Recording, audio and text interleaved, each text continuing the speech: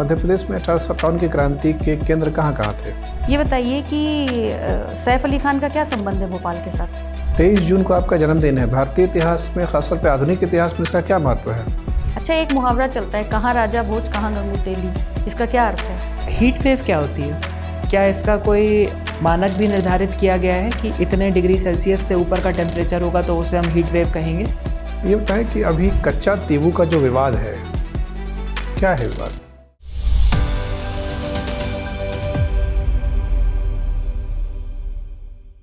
May I come in? Come in. Good afternoon, sir. Good afternoon. बैठ जाइए सचिन, अपना परिचय दीजिए। तो मेरा नाम सचिन मोहानिया है। मैं भोपाल ज़िले का रहने वाला हूँ। मैंने अपनी स्कूलिंग मदर टेरेसा स्कूल से की है। मैंने अपना ग्रेजुएशन बरकतुल्लाह यूनिवर्सिटी से बीकॉम ऑनर्स में किया है, मैनेजमेंट में। 23 जून को आपका जन्मदिन है। भारतीय इतिहास में, खासतौर पे आधुनिक इतिहास में इसका क्या महत्व है? तो अभी रिकॉल नहीं कर पा रहा हूँ।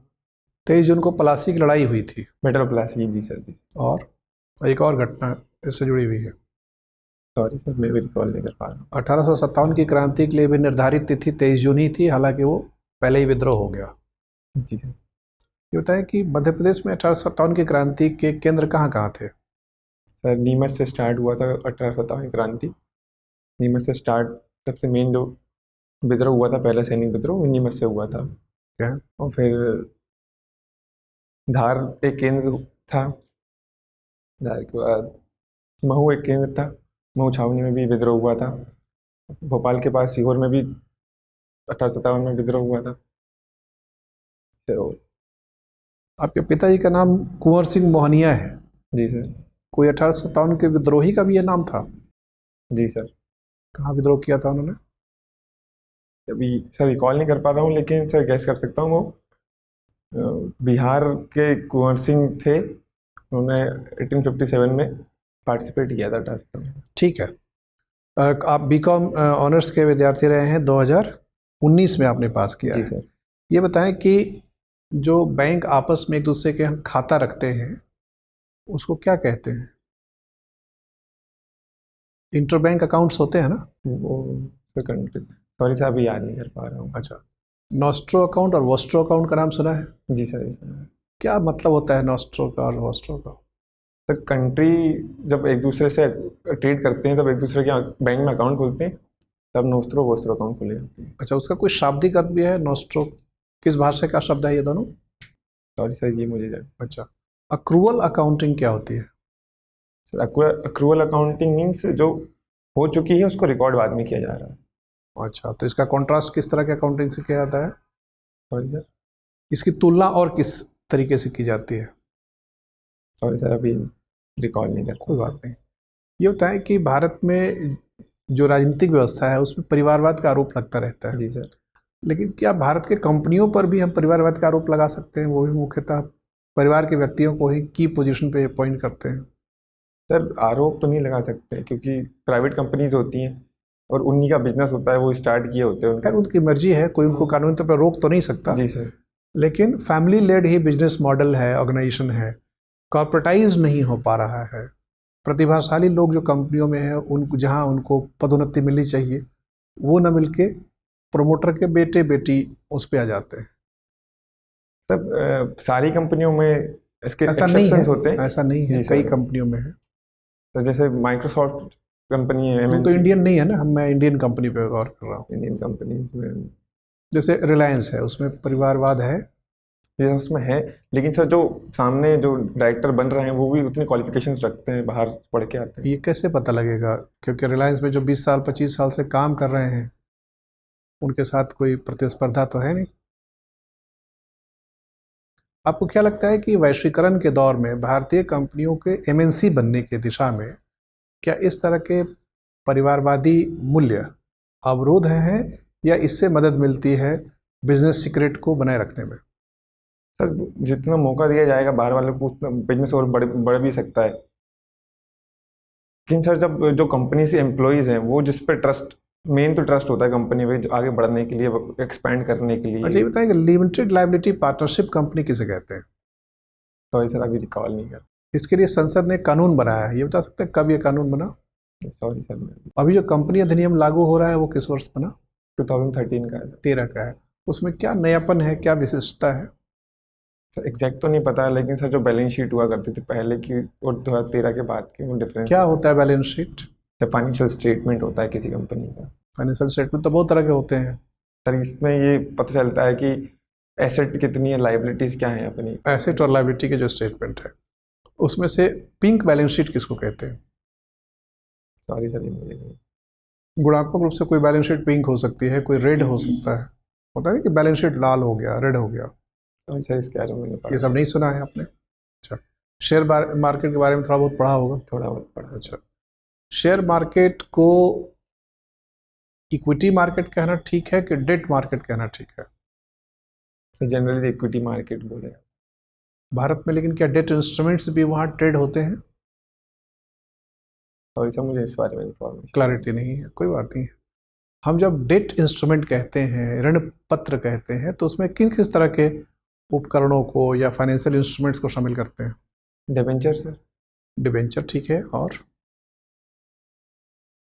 बॉन्ड भी होता है। जी सर, बॉन्ड। क्या फर्क होता है दोनों में, बॉन्ड और डिबेंचर में? डिबेंचर्स में कंपनी रिटर्न देती है सर अपने जो भी। बॉन्ड में भी देती है। सॉरी सर, मुझे फिर और डिफरेंस कोई बात नहीं। ये बताइए कि मसाला बॉन्ड क्या होता है? सर मैंने पढ़ा था, रिकॉल नहीं कर पा रहा हूँ। कोई बात नहीं। कॉमर्स में कौन सी चीज़ें आपको ताज़ा याद है? सर कॉमर्स पढ़े हुए तो सर काफ़ी समय हो गया है, तो सर 19 में पढ़ा था, तो अभी 3-4 साल हुए हैं। कॉलेज में भी मैं तैयारी करते करते इस पीएससी की ही तैयारी कर रहा था। अच्छा, तो प्रशासक बनेंगे जब आप, जी तो सर। कॉमर्स के कौशल का कुछ उपयोग कर पाएंगे? जी सर, बिल्कुल करेंगे सर। कैसे करेंगे? आप तो भूल गए। भूला नहीं कह सकते सर, थोड़ा अभी रिकॉल नहीं कर पा रहा हूँ। कोई बात नहीं। ठीक है सचिन।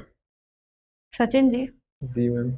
आपका नाम सचिन है और क्रिकेट आपको पसंद है, देखना पसंद है, खेलना पसंद है? मैम दोनों ही पसंद। दोनों पसंद है। सचिन तेंदुलकर राज्यसभा के सदस्य हैं या थे? मैम थे। थे। कब से कब तक थे? 2014 में अपॉइंट किया था शायद। शायद एग्जैक्ट ईयर याद नहीं है आपको। राज्यसभा का सदस्य कैसे बनता है कोई?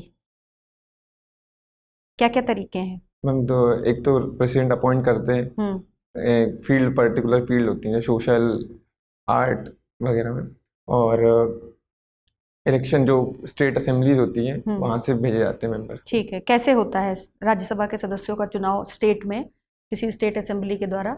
एमएलए वोट करते हैं मैम, अपने अपने कैंडिडेट। ठीक है, मध्य प्रदेश में राज्यसभा की कितनी सीटें हैं? 11। ठीक है। मध्य प्रदेश में इंटरनेशनल क्रिकेट स्टेडियम्स हैं? जी मैम। कितने? मैम पहले 2 हुआ करते थे, अभी एक में मैच नहीं होता, तो अभी एक ही, कौन सा? इंदौर होलकर स्टेडियम में। अच्छा, अब उसमें होता है मैच होलकर स्टेडियम मैम में? होता है। पिछला अंतर्राष्ट्रीय मैच कब हुआ था वहाँ?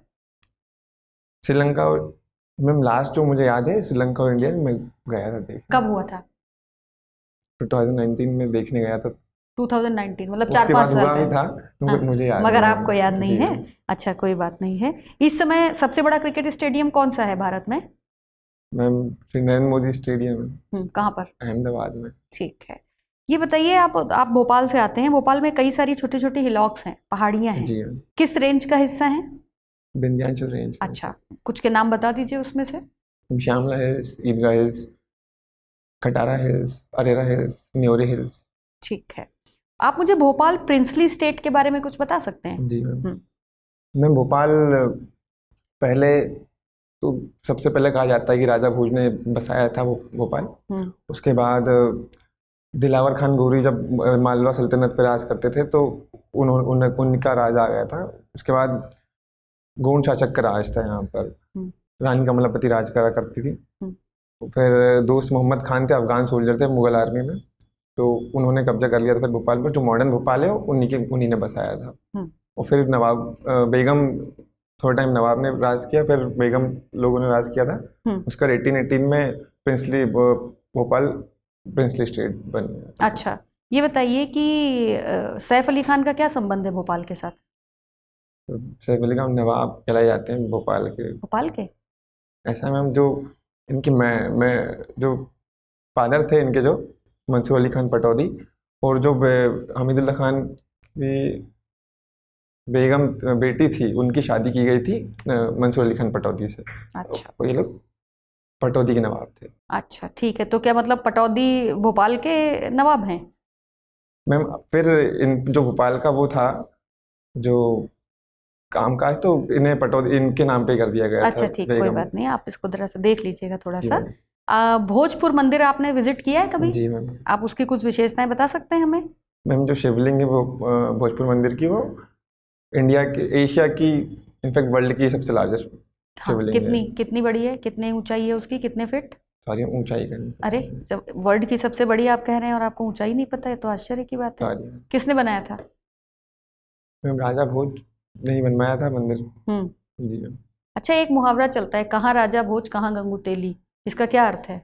मैम राजा भोज ने गंगई राजा को। और इसमें जो ये गंगू और तेली है, इसका आप एक्चुअल मतलब जानते हैं? एक्चुअल तो मतलब नहीं पता मुझे। कभी जानने की कोशिश की? क्योंकि इस मुहावरे पे बड़े आरोप भी लगते हैं, जबकि मैम वस्तु स्थिति ये है कि मुहावरा तो कुछ और ही था, बदल के कुछ और हो गया। मैम जैसे पढ़ा था तो राजा भोज ने तेलप किंग को हराया था। गांगे और तैलप हाँ, कौन गंगा थे? तेलप किंगडम्स हुआ करते थे मैम, हम्म। तो उन्हें हराया था, तो इसलिए भी बोला जाता है। अच्छा ठीक है। भोपाल अपनी जरी और जरदोजी के लिए भी जाना जाता जी है। मैम। क्या है ये जरी और जरदोजी? हैंडीक्राफ्ट स्टाइल है, जो जो डिजाइन होती है साड़ियों में, वो जो होती है उसको। साड़ियों में तो चिकनकारी भी होती है। जी मैम। आप तो भोपाल के हैं तो आपको स्पेसिफिक पता होगा ना। और जरी जरदोजी इंडिया में और कहाँ कहाँ होती है भोपाल के अलावा? सॉरी मैम, मुझे इस बारे में आपको पता जानकारी नहीं है, कोई बात नहीं। सचिन जी, मेरा आपसे आखिरी सवाल है कि एक प्रशासक के रूप में आप अपने आप से क्या एक्सपेक्टेशन रखते हैं? मैम मेरा मेन तो है कि जो पॉलिसीज होती हैं वो अच्छे तरीके से इम्प्लीमेंट कर सकूं, और जो हर जगह तक अपना जो रिसोर्सेज है वो पहुंचाने की कोशिश करूं। ठीक, थैंक यू सर। सचिन, आपने एल नीनो और लानीना का नाम सुना है? जी सर। क्या होते हैं ये? सर इफेक्ट होता है, ये इन जोग्राफिकल इफेक्ट है सर। जब पैसिफिक ओशन पे करंट होता है, वार्म करंट, वो आ जाता है, तो गर्मी जब बहुत ज़्यादा पड़ ये आप किसकी डेफिनेशन बता रहे हैं, एल नीनो या लानीना? एल नीनो में। ठीक है, बताइए। तो सर जब पैसिफिक ओशन पर एक करंट होता है सर, जो उधर लो प्रेशर बहुत ज़्यादा क्रिएट हो जाता है, तो जो मानसून इफेक्ट होता है वो चेंज हो जाता है। तो इधर यहाँ पर बहुत ज़्यादा लो प्रेशर होता है, कम लो प्रेशर होता है, तो यहाँ पर मानसून की डायरेक्शन बदल जाती है, तो यहाँ बहुत कम। ठीक है, अगर हम मोटे तौर पर ये जानना चाहें कि अगर एल नीनो की स्थिति पैदा हो रही है तो उसकी वजह से भारत में मानसून अच्छा रहेगा या कम हो जाएगा? कम हो जाएगा सर, एल नीनो की स्थिति होती है। ठीक है, हाल ही में एक ट्रिपल डिप लानीना भी चर्चा में था, जानते हैं क्या होता है ये? सॉरी सर, मुझे नहीं है जानकारी, कोई बात नहीं। हीट वेव क्या होती है? हीट वेव सर, जब गर्म हवाएं बहुत आती हैं, बहुत तेज गर्मी पड़ती है और हवाएं चलती हैं, तो उसे हीट क्या इसका कोई मानक भी निर्धारित किया गया है कि इतने डिग्री सेल्सियस से ऊपर का टेम्परेचर होगा तो उसे हम हीट वेव कहेंगे? सॉरी सर, मुझे इस बारे में इन्फॉर्मेशन जानकारी नहीं है, कोई बात नहीं।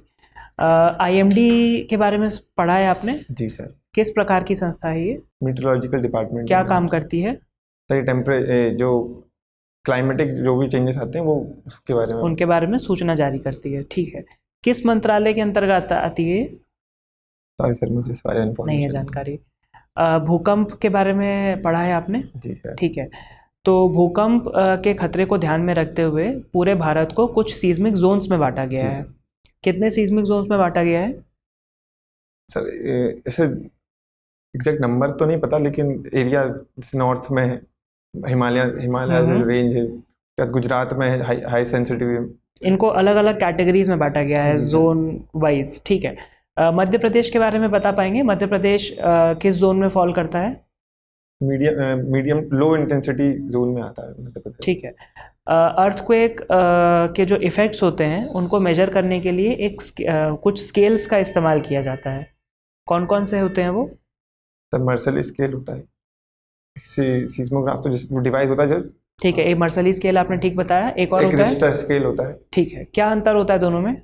और इसके बारे में मुझे इन्फॉर्मेशन जानकारी नहीं है। ठीक है, सचिन, अगर हम मध्य प्रदेश की बात करें तो क्या आप मध्य प्रदेश में रेनफॉल डिस्ट्रीब्यूशन के बारे में हमें बता सकते हैं? किन एरियाज़ में ज़्यादा बारिश होती है, किन में सबसे कम होती है, बताइए। तो वेस्ट एमपी है, जो वेस्ट एमपी में डिस्ट्रिक्ट्स आइडेंटिफाई करते हुए बताइएगा। सर वेस्ट एमपी जैसे खरगोन, खंडवा, बड़वानी, अलीराजपुर, यहाँ पर बारिश कम होती है, अराउंड 75 सेंटीमीटर टू 100 सेंटीमीटर। और नॉर्थ जो भिंड, मुरैना, ग्वालियर देखा जाए तो वहाँ भी बहुत कम बारिश होती है। और जो मिडिल पार्ट है एमपी का, भोपाल, सीहोर, रायसेन, यहाँ एवरेज रेनफॉल होती है। और जैसे जैसे ईस्ट साइड बढ़ते हैं अपन, तो वहाँ पर ज़्यादा रेनफॉल होती है, जैसे कि शहडोल, अनूपपुर, शहडोल, अनूपपुर, बालाघाट। ठीक है सचिन, तो इसको क्या आप एग्रीकल्चरल पैटर्न से भी कोरिलेट करके देख पाते हैं? जिस किस्म की फसल उगाई जाती है मध्य प्रदेश में, क्या कोई कोरिलेशन है दोनों के बीच में? जी सर, बिल्कुल है सर। बताइए। जैसे सर वेस्ट एमपी में खंडवा, खरगोन, राजपुर, बड़वानी, इधर कपास की खेती, मिर्ची की खेती इधर ये ज़्यादा होती है। और जो मेन प्रोडक्ट राइस जो होता है अपने एमपी का, वो ईस्ट साइड सबसे ज़्यादा होता है। और जो नॉर्थ में सरसों की खेती में चेंजेस आते हैं, सरसों की खेती होती है, ग्राउंडनट की भी होती है नॉर्थ में।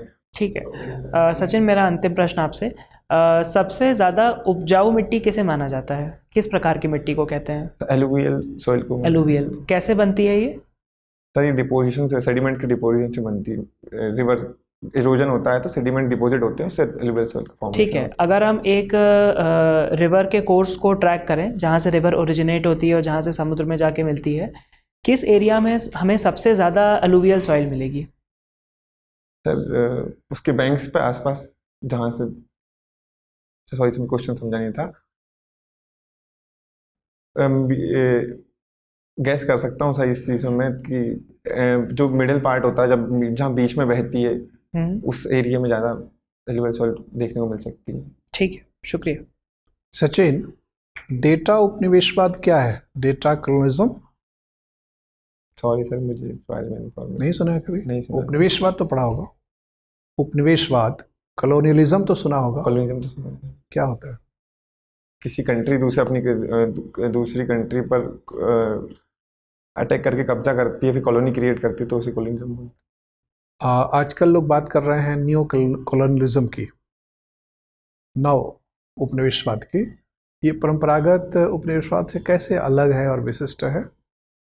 सब पहले अभी जो होता है, जैसे सर जैसे चाइना कर रहा है, डेट देता है और फिर डेट ट्रैप में हो जाते हैं, तो उसको देख सकते हैं न्यू कॉलोनिज्म का आइडिया को उस हिसाब से। अच्छा, 1980 के दशक में अमेरिकी राष्ट्रपति रेगन ने भी ऐसी एक डिप्लोमेसी करी थी जिसको डॉलर डिप्लोमेसी कहते थे।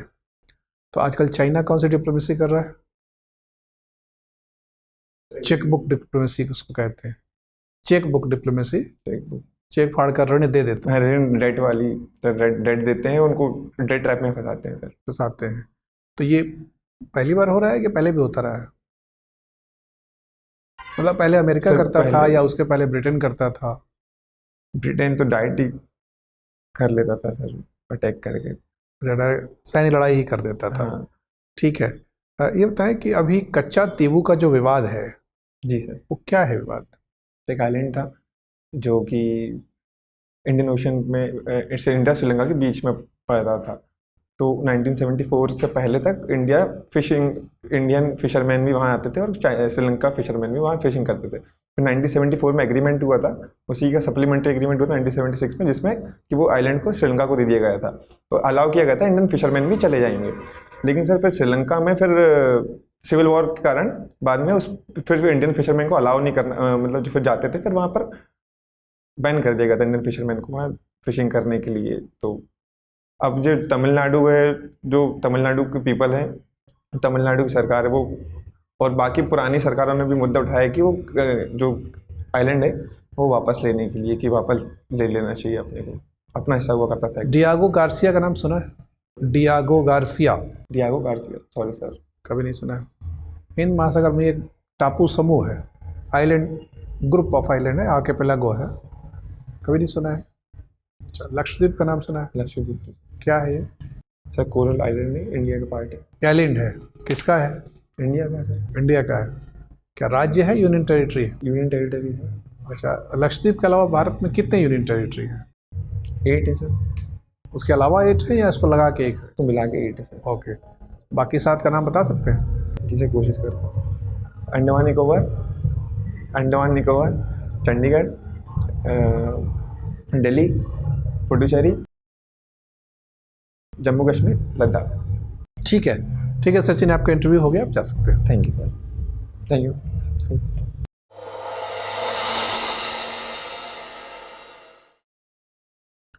आ जाइए सचिन, बैठिए। तो आज के बातचीत से आपको ये तो पता लग ही गया होगा कि आपसे क्या क्या सवाल पूछे जा सकते हैं। जी उत्तर लेकिन तैयार करने पड़ेंगे, है ना? सर। ठीक है, क्योंकि आपके पास वक्त बहुत है, 16 मई को आपका इंटरव्यू है। 16 मई का भी कुछ महत्व है। पढ़ा तो था मैं सर, रिकॉल नहीं कर पाता। कोई बात नहीं, आप, मेरा काम है आपका ध्यान आकृष्ट कर देना ताकि आप पढ़ लें। जी सर। अटल बिहारी वाजपेयी ने प्रधानमंत्री पद का पहला शपथ उसी दिन लिया था। जी सर। किस वर्ष? 1999 में सरकार बनी थी ना। वो तो तीसरी बार लिया था। अच्छा हाँ, ठीक, सॉरी। पहली बार 96 में लिया था। ठीक है, तो तथ्यगत तैयारी की जरूरत है, ये आप महसूस कर रहे हैं, और चाहे वो कॉमर्स वाली बात हो या थोड़ा सा हिस्ट्री वाली बात हो। देखिए, सामान्यतः जब वो फॉर्म देखते हैं ना, तो कुछ सूचनाओं से उनके दिमाग प्रश्न कौनते हैं। 23 जून पे नज़र मेरी गई तो मुझे ध्यान आ गया, 1857 की क्रांति का भी ध्यान था। इधर पलटा, आपके पिताजी का नाम कुंवर सिंह मोहनिया है, उससे भी वो कंफर्म हुआ। कॉमर्स ग्रेजुएट हैं, उससे भी हो सकता है। भोपाल के रहने वाले हैं, रायसेन में आपका जन्म हुआ है, ये भी पूछ सकते हैं। तो आप खुद ही इस बात का अनुमान लगाइए, अपना फॉर्म लेके बैठिए और देखिए कि मेरे नाम से, मेरे जन्म से, मेरे निवास स्थल से, मेरे एजुकेशनल बैकग्राउंड से क्या क्या सवाल गढ़े जा सकते हैं, उससे प्रेरित होकर क्या क्या सवाल आ सकते हैं, और उसकी तैयारी फिर करिए। जी सर। ठीक है, लेकिन जो अच्छी चीज़ें हैं, जिसमें आपको तैयारी करने की ज़रूरत नहीं है, कि आपका व्यक्तित्व अच्छा है, एंट्री आपकी ठीक थी, एनर्जेटिक थी, बैठने की भंगिमा ठीक है, ड्रेस सेंस अच्छा दिख रहा है, कॉन्फिडेंस लेवल भी आपका शुरू में अच्छा था। बाद में कई बार जब ना ना ना ना ना करना पड़ा तो उससे फिर उदासी होती है, मानो इंसान का स्वभाव है। तो फिर भी आप एकदम से ब्रेकडाउन नहीं हुआ, आपने अपना मोटे तौर पर बॉडी लैंग्वेज पॉजिटिव बनाए रखा, ये अच्छी चीज़ है। क्योंकि बाकी सारी तथ्यात्मक तैयारी तो हो सकती है, ये जो एलिमेंट है ये 10 दिन 15 दिन में सुधरने वाला नहीं है। तो अच्छी बात है कि आपका पहले से ठीक है, और अभिव्यक्ति भी आपकी शायद इसलिए थोड़ी और कारगर हो सकती है, अभी नहीं दिख रही थी क्योंकि कंटेंट की कमी थी। जी सर। कंटेंट होगा तो अपने आप वाक्य का प्रवाह भी ठीक हो जाएगा, फ्लो। वो दिक्कत आती है सर, बोलने में प्रॉब्लम होती है मुझे। आपने इंग्लिश मीडियम ऑप्ट किया है, लेकिन यहाँ आयोग में तो लोग लगातार इंग्लिश में बात करते नहीं हैं। नहीं सर, बाइलिंगुअल चलता है हाँ, इसमें। बाइलिंगुअल होता है, तो हिंदी में अभ्यास रखिए बातचीत करने का। थोड़ा सा वो वोकैब की प्रॉब्लम आती है कि कौन सा वर्ड यूज़ करना चाहिए, कौन सा नहीं करना चाहिए। देखिए, ऐसी कोई दुविधा हो तो फ्लो को बाधित होने से देने से अच्छा है कि आप अंग्रेजी के शब्द इस्तेमाल करके फ्लो को बनाए रखें। जी सर। वाक्य संरचना हिंदी में रखें, शब्द अपना अंग्रेजी में रखें। बता दीजिएगा कि सर मैंने अंग्रेजी माध्यम में पढ़ाई की है, इसलिए ज़्यादातर शब्द मेरे पास जो कौंधते हैं अपने खासतौर पर एकेडमिक डिसिप्लिन के, कॉमर्स वगैरह के, वो अंग्रेजी वाले करते हैं। तो वो आप कह सकते हैं, उसको बुरा भी नहीं मानते हैं। ठीक है, तो ये सब चीज़ें अच्छी है। क्रिकेट अभिरुचि है आपकी खेलने की, तो उससे संबंधित भी बातें आपको कम से कम मध्य प्रदेश के क्रिकेट खिलाड़ियों का नाम, स्टेडियम पे क्रिकेट खिलाड़ी का नाम याद है कुछ? क्रिकेट खिलाड़ी? हाँ। हाँ सर, देखता रहता हूँ क्रिकेट पूरा टाइम। मध्य प्रदेश के खिलाड़ियों का नाम? मध्य प्रदेश के उसमें वुमेन प्लेयर्स भी चाहिए साथ में, मतलब बैलेंस चाहिए, जेंडर बैलेंस चाहिए। जी सर। तो वो सब एक लिस्ट बना लीजिएगा, 2-2 3-3 नाम देख लीजिएगा। ठीक है। हिंदुस्तान का दिल धड़का दो एक नारा है, किस चीज़ से संबंधित है? मध्य प्रदेश। हाँ, मध्य प्रदेश। हिंदुस्तान का दिल। मध्य प्रदेश पर्यटन से है? नहीं, मध्य प्रदेश पर्यटन तो है ही नहीं ना। मध्य प्रदेश खेल प्रतियोगिता से। खेल प्रतियोगिता। ठीक है, तो थोड़ा बहुत इसे पढ़ लीजिए। ठीक है, जो चीज़ें अच्छी है वो अपने जगह पे बरकरार है। वक्त आपके पास है, वक्त की कोई किल्लत नहीं है, 1.5 महीना 1.25 महीना वक्त है, थोड़ा सा पढ़ लीजिए। फैक्ट रेडी करना है। फैक्ट थोड़ा सा तैयार कर लीजिए, आखिर बातचीत करने को कोई ना कोई जरिया तो होना चाहिए। जी सर। ठीक है, और कोई संशय या सवाल? नहीं सर, बस वो मैं वोकैब की प्रॉब्लम है, तो मैं बोलता हूँ तो मैं हकलाने लगता हूँ, मेरे को समझ नहीं आता बोलना क्या है, फिर थोड़ा थोड़ा वहाँ तो थोड़ा आराम से बोलिए। देखिए, फटाफट बोलना ज़रूरी नहीं है, अभिव्यक्ति ऐसी हो कि सामने वाले को बात समझ में आए। और जैसे सर ने क्वेश्चन पूछा था जो वो वाला था, एल नीनो वाला, अब वो तो पता है मुझे होता क्या है, लेकिन हम उसको समझाऊं कैसे, वो समझ नहीं आ रहा था मेरे को। तो जैसे सर बता रहे हैं ना, उसमें करना वही है कि आपको अपना फ्लो ब्रेक नहीं करना है। जाहिर सी बात है, अगर आपने इंग्लिश मीडियम से पढ़ाई की है तो टेक्निकल टर्मिनोलॉजी आपको बाय डिफ़ॉल्ट इंग्लिश में ही आएगी। वैसे ही बोलिए। अगर किसी बोर्ड मेंबर को फर्दर आपसे इंक्वायर करना है तो वो शायद आपको 1 सेकंड के लिए वहाँ पे रोकेंगे और फिर वो उस पर फर्दर चर्चा करना चाहें। नहीं कर रहे हैं तो आप अपना फ्लो मत रोकिए। ठीक, ठीक है, चलिए all the best. Thank you sir, thank you sir, thank you ma'am.